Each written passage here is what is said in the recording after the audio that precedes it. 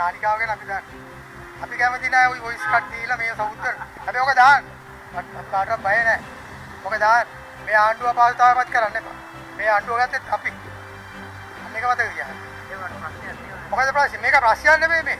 මේ තෙල් පොලින් 10ක ගිහිල්ලා හරි අපි ගහනවා. ඩොලර් කාපු එක රාජපක්ෂ මතක තියාගන්න.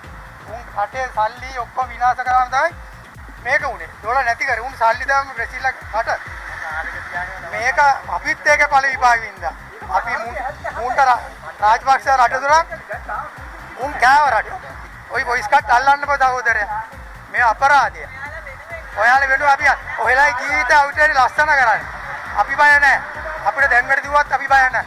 අපි මේ වයින් බැට ගාලා තුන අවුරුදු ගාණක් තිස්සේ. අපිට මේ ආණ්ඩුවට අන්න ඕනේ නැහැ. බොරු කියන්න ඕනේ නැහැ නේ. අපිට හොඳයි මේක සැපයි. මම මේ ඔපරේෂන් එකක් කළා පොලිමේ. අම්මා ලක්ෂ 80ක් වේදන් කළා මැෂින් එකක් දාලා.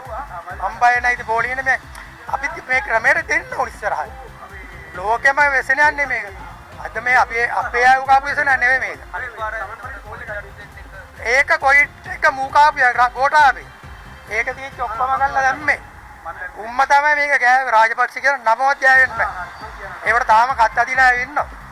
දකුණේ නෑ ඒවට කත් අදින මිනිස්සු. අන්න ඒකට ඔය ඇති.